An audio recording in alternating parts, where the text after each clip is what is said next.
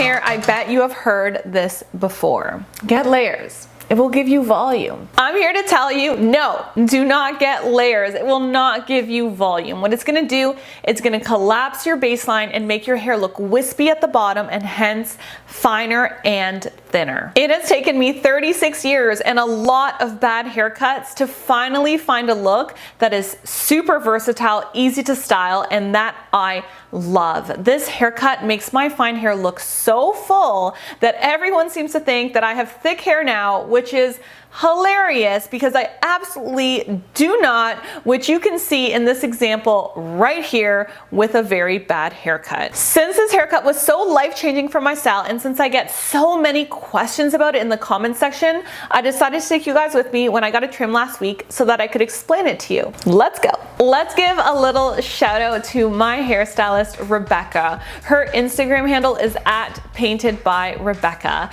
If you live in the Waterloo region in southwestern Ontario, I definitely recommend seeing her and following her online. She is meticulous and totally detail obsessed. We get each other. Before I get questions about this in the comment section, I'm wearing a mask because I had COVID previously, and although I was testing negative that morning, I put on a mask to protect Rebecca and everyone else in the salon anyway, since I had COVID about 10 days prior to that appointment. I know that I probably was not contagious or I wasn't contagious, but I did anyways because it doesn't bother me and I don't want to be a gigantic asshole. So Rebecca starts by cutting the front of my hairline to establish the desired length that we are after. What can happen when you start cutting the back first is that because the back hairline is lower than the front hairline, right? So at the back of your head, the hair grows here at the nape.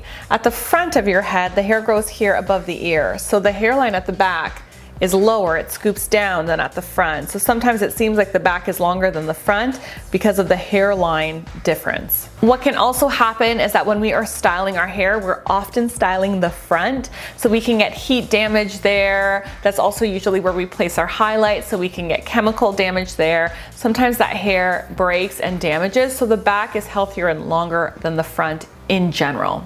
If you establish a guide in the back, when you get to the front may be shorter by default and you may not even have anything left to cut, so you're not refreshing those ends. What can also happen is that this can lead to a little step where the front is slightly shorter than the back. That's happened to me before. You can see it in this haircut that I had, and honestly, it looks terrible. So if your hairstylist starts at the front, they are establishing the length that you want, and the front really is the most important since that's what you see and that's what you style and that's what you're looking at anyways. Then when you've established that length at the front, you can match the back of it accordingly. This is a much easier and also a much more precise way of cutting a bob or a long bob. Now the key to this haircut that makes it look so good is the fact that there is, are you ready for it?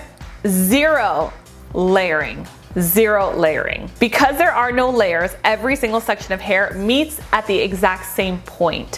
When you have fine hair, if you do this, your baseline will look much fuller, which will trick the eye into thinking that the hair itself is thick. It is an amazing illusion for fine hair. The shorter that baseline is, the thicker your hair will look. I have had this haircut in multiple lengths and I prefer it on my face shape when it's slightly longer, like a lob, a long bob. But if you like a shorter bob and you have fine hair, you will be shocked. You will be shocked to see how thick your hair actually looks when it is blunt and when it is at like a chin length. Now, something else that Rebecca does that I find so interesting is that after she cuts the baseline, she cuts up into the hair to ensure that there is no graduation, there's no layering, and to make everything look super square. This also helps that bottom layer to not flip out. We all have that annoying flippy out bob experience. Check out her finger angling here when she does that. This really is the solution to that issue.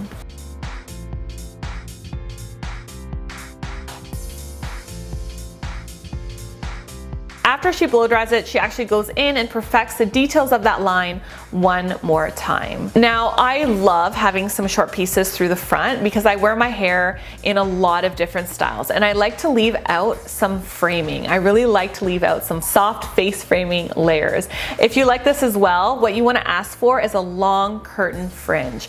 It's not a big section that I have cut, but it's enough to give me versatility and framing in my styling while still maintaining a baseline at the front of my hair. So this is what it looked like immediately after in the car, after I got it cut. I asked her not to style it because I was gonna jump in the pool with my kids anyways, and it would have been a huge waste of time for her. But when I do style it, sometimes I blow it out big to get that, you know, 90s supermodel vibe. Sometimes I wave it with a curling wand. Sometimes I curl it with my Tymo Airflow, and sometimes I'll leave my natural texture and I will just literally scrunch and diffuse it. I wear this haircut half up, I wear it all up, I wear it with cute topsy tails, I use hot rollers, sometimes I'll even do pull through braids or French braids. This really is the perfect haircut if you have fine hair because it is not limiting. It gives you the illusion of fullness while still giving you a ton of flexibility in your actual styling. Thank you guys so much for watching. If you want more advice on different haircuts